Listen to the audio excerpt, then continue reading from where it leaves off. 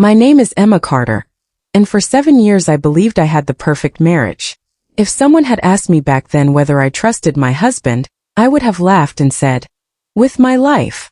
I wish they had asked me 1 week before our anniversary, because that's when everything started to fall apart.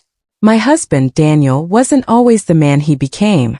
When we met in Chicago, he was charming, ambitious, and kind.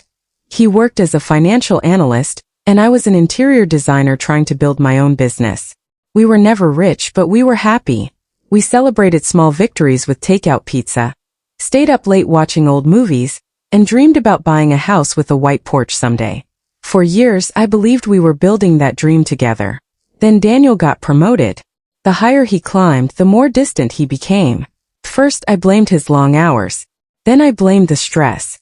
Eventually, I blamed myself. Maybe I wasn't exciting enough anymore. Maybe I talked too much. Maybe I wasn't supportive enough. I had no idea that people who truly love you don't make you question your own worth. Everything changed after his parents moved 20 minutes away from us. My mother-in-law, Linda, had always treated me like an outsider. She never said anything openly cruel. Instead, she smiled while delivering little insults. "Oh, Emma, you're so brave to decorate your house yourself. You cooked this? Well, Daniel has always had simple taste. You still don't have children? That's unfortunate." Daniel never defended me.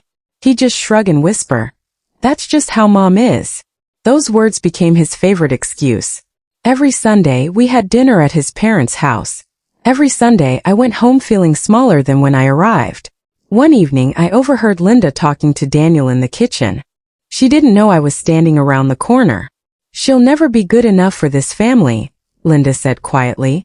Daniel didn't answer. He didn't defend me. He didn't even disagree. He simply sighed. That silence hurt more than any insult ever could. On the drive home, I waited for him to say something. Anything.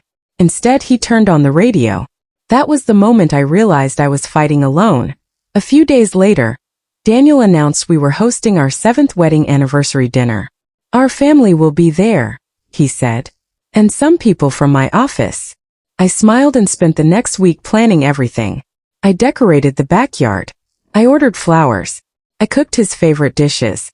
I even wore the blue dress he once said made my eyes sparkle. I wanted one perfect evening. I had no idea it would become the worst night of my life. As our guests arrived, everyone complimented the decorations. Daniel barely looked at me. He spent most of the evening talking to a woman from his office named Sophie. Every time I glanced at them, they were laughing together. When I walked over, the conversation suddenly stopped. Something inside me felt wrong. I couldn't explain it. But for the first time in 7 years, I looked at my husband and wondered if I really knew the man standing in front of me. I wished that feeling had been wrong. It wasn't. And before the night was over, Daniel would say something that changed my life forever. I kept telling myself I was imagining things. Maybe Daniel was just networking with his coworkers. Maybe Sophie was simply a colleague. Maybe I was being insecure. Those lies helped me smile for exactly 20 more minutes. Then Daniel stood up and tapped his glass with a spoon. The backyard fell silent. Everyone looked at him. He wrapped one arm around my shoulder, but it didn't feel loving. It felt like I was being positioned for something. "I want to thank everyone for coming tonight," he said with a smile. 7 years of marriage. That's quite an achievement. People clapped. I smiled nervously. Then he laughed. "You know," he continued, "marriage teaches you a lot. Sometimes you realize you've invested years in the wrong person." The laughter started quietly. I looked at him confused. He wasn't joking. His eyes never met mine. Linda smiled from across the table.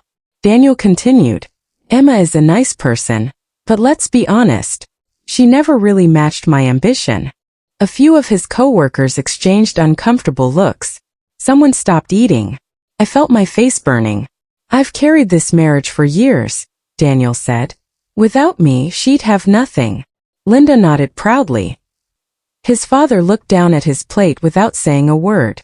Then Linda added loudly, "We always knew Daniel deserved someone better." This time several family members laughed. No one defended me. Not one person. I wanted to disappear. Instead, I stood up calmly. I picked up my glass. Everyone expected me to cry. Instead, I smiled. "Congratulations, Daniel," I said softly. "I hope tonight makes you as happy as you think it will." The backyard became completely silent. I placed my untouched wedding ring beside his plate. Then I walked inside the house. No shouting. No tears. No dramatic scene. Just silence. I locked myself in the guest bathroom and cried harder than I had ever cried in my life. After nearly 20 minutes, I washed my face and looked in the mirror. The woman staring back at me looked exhausted. Not because of one terrible evening. Because of years of slowly believing she wasn't enough. When I walked out, most of the guests had already left. Daniel was waiting in the living room. "What was that?" he asked angrily. "What was what?" I replied. "The ring. You embarrassed me." I almost laughed. "You embarrassed yourself." His face hardened. "You're overreacting." "No, Daniel," I said quietly. "I'm finally reacting." For the first time in years, he had no answer. I packed a small suitcase that night. He didn't try to stop me. He didn't apologize. He simply watched me leave. As I reached the front door, he said something I'll never forget. "You'll be back. You can't survive without me." I turned around. For a second, I almost believed him. Then I remembered every dream I had abandoned to support his career.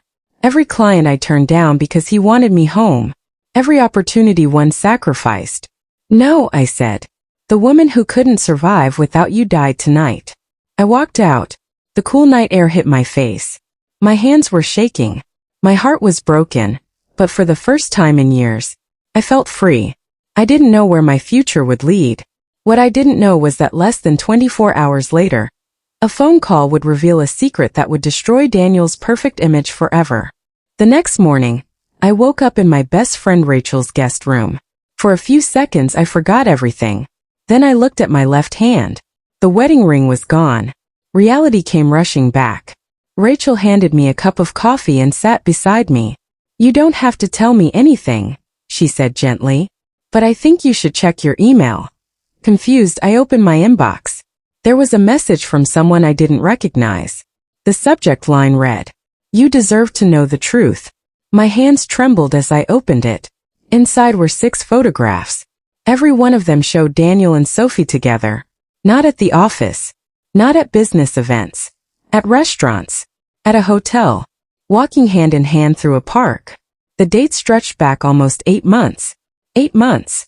While I was planning anniversaries, supporting his career, and defending him to everyone, he had already built another relationship. At the bottom of the email was a single sentence. "I'm sorry. I couldn't watch him lie to you anymore." No name. No explanation. Just the truth. I stared at the screen until Rachel quietly asked, "Emma, what's wrong?" Without speaking, I handed her the phone. She looked at the pictures. Then she looked at me. "I'm so sorry." Oddly enough, I didn't cry. I had already cried enough. Instead, something inside me became very calm. That afternoon, Daniel finally called. "I think you've made your point," he said. "Come home." No apology. No regret. Just another order. "I know about Sophie," I replied. Silence. For nearly 10 seconds. Then he sighed. "It isn't what you think." I almost laughed. "Then tell me what it is." "It's complicated." "No," I said. "It's actually very simple. You cheated." He became defensive immediately. "If you had paid more attention to me, none of this would have happened." There it was.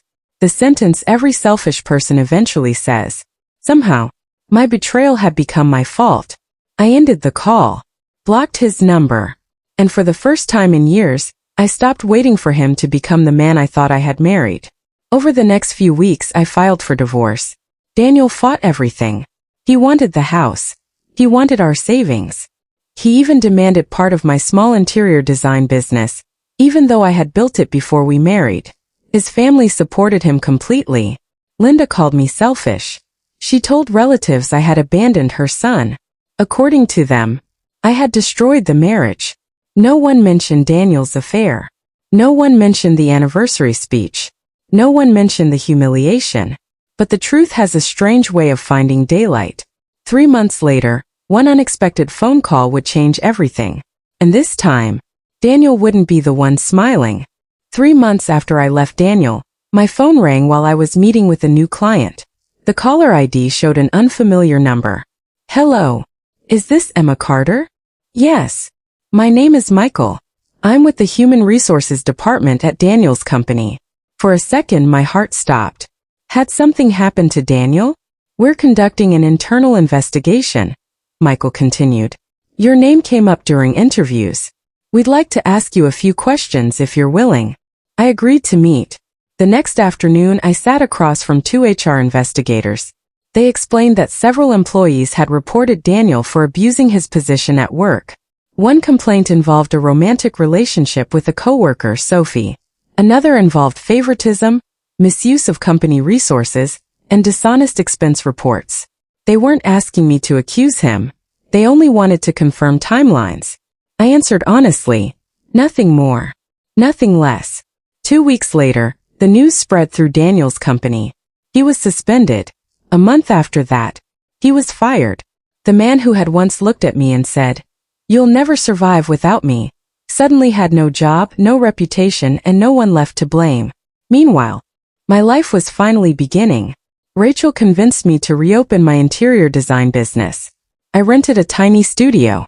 It wasn't glamorous. The paint was peeling, the furniture was secondhand, and I couldn't even afford a proper sign outside. But it was mine. I worked 12-hour days. I accepted every project I could find. Small apartments, coffee shops, home offices. I poured my heart into every design. One happy client became 3. 3 became 10. Within months, my calendar was completely booked. For the first time in years, people weren't introducing me as Daniel's wife. They were introducing me as Emma Carter, the designer everyone was talking about. One Saturday afternoon, I was shopping for fabric when I heard a familiar voice behind me. Emma. I turned around. It was Linda. She looked older, tired. Her confident smile had disappeared. For a long moment, neither of us spoke. Finally, she whispered, "I think we judged you too harshly." I looked at her quietly. She continued, "Daniel has been struggling." I simply nodded. She seemed to expect sympathy. Instead, I waited. Then she said the words I never imagined hearing. "I owe you an apology." Months earlier, I would have cried hearing those words. Now, I felt nothing. Not anger. Not joy. Just peace. "I accept your apology," I said politely. But acceptance doesn't erase the past. Before she could respond, I wished her well and walked away.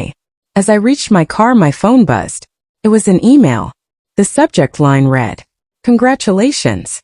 One of my biggest projects had just been approved. It was worth more money than Daniel had earned in almost an entire year." I smiled. Not because I had won, but because I had finally proven something to myself. I had never been worthless. I had simply been surrounded by people who wanted me to believe I was. What I didn't know was that Daniel himself would soon appear at my office. And this time, he wouldn't come to insult me. He would come begging. 6 months after I walked out of my marriage, my assistant knocked on my office door. "Emma, there's someone here asking for you." "Who is it?" She hesitated. "He says his name is Daniel." I looked through the glass wall of my office. There he was. The expensive tailored suits were gone. His shoulders were slumped. The confidence that once filled every room had disappeared. For a moment, I almost didn't recognize him. I took a deep breath and walked into the reception area. "Hello, Daniel." He looked up, his eyes filled with regret. "You look happy," he said quietly. "I am." He glanced around my office at the employees working, the design samples on the walls, and the awards my company had recently received. "I never thought you'd build all of this." I smiled politely. "Neither did you." He lowered his head. "I'm sorry, Emma." Those 3 words had once meant everything to me. Now, they felt strangely empty. "I was arrogant," he continued. "I let my success change me. I treated you terribly. I listened to my mother instead of standing beside my wife. I thought you'd always stay." Tears filled his eyes. "I lost everything. My job. My friends. My reputation. And you." For several seconds, neither of us spoke. Then he asked the question I already knew was coming. Is there any chance we could start over? I looked at the man I had loved for 7 years. I remembered our first apartment, our late-night pizza dinners, our dreams. Then I remembered the anniversary speech, the laughter, the affair, the humiliation, and the lonely woman who cried in a bathroom while everyone celebrated her pain. I smiled gently. Daniel, I forgive you. Hope appeared on his face. Then I continued. But forgiveness and reconciliation are not the same thing. His smile slowly disappeared. I've spent 6 months rebuilding the life you tried to convince me I could never have. I finally know my worth. And I'm not willing to lose it again. A tear rolled down his cheek. I understand. He stood up. Before leaving, he turned around one last time. I really did love you. I nodded. I believe you. But love without respect isn't enough. He quietly walked out the front door. I never saw him again. A year later, my business had grown into one of the most respected interior design firms in the city. I bought the White House with the front porch I'd once dreamed about. The difference was, I bought it myself. Sometimes people ask me if I regret leaving my marriage. I always give the same answer. No. Because the day my husband tried to convince everyone I was worthless, he unknowingly gave me the greatest gift of my life, the courage to finally discover my own value. And if I've learned one thing from all of this, it's this. Never let someone else's opinion become the measure of your worth. The people who truly love you will never ask you to feel small so they can feel important. The happiest ending isn't getting revenge. It's building a life so full of peace that the people who hurt you become nothing more than a distant memory. That was my revenge.